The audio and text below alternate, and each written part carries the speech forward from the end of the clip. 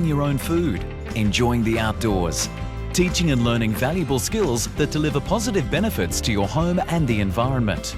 Gardening is great, right? It's even better if your garden is healthy and sustainable. But what does that really mean?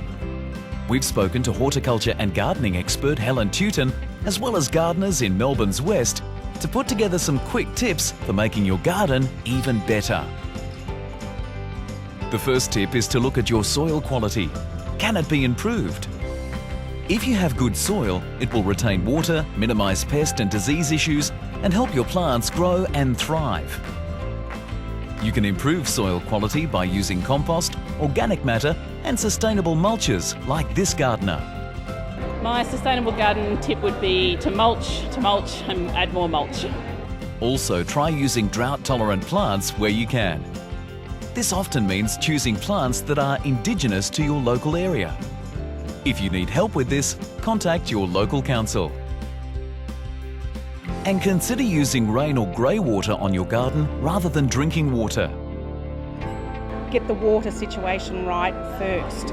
If you don't have the tanks, if you don't have the access to fresh, clean water for your garden, and if you don't use your grey water well, it doesn't matter what sort of garden you want to have, you can't sustain it, you can't keep it alive during the hot summer months.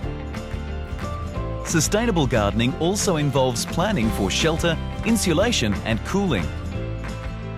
So get your game face on and think about things like vertical gardens on the outside of walls, planting to provide shelter for native animals and birds, and well-placed plantings alongside your house to help it retain heat in winter and keep cool in summer.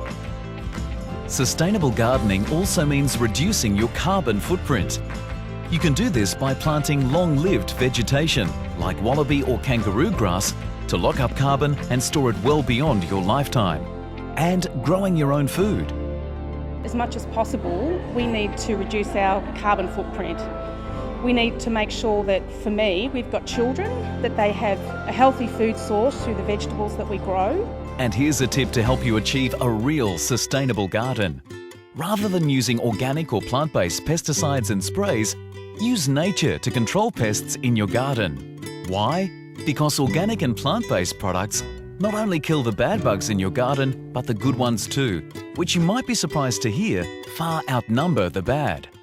There is a natural solution to all the pests you might find in your garden.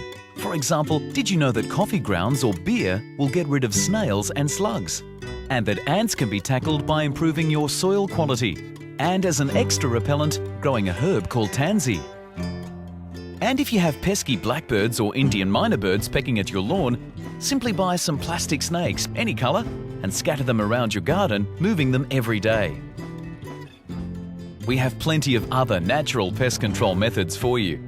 Head over to City West Water's Healthy Urban Habitat website for more, as well as all sorts of tips and advice on making your garden sustainable. We also hold fun competitions, free gardening workshops and other community events. Check the website to find out if there's one coming up in your area.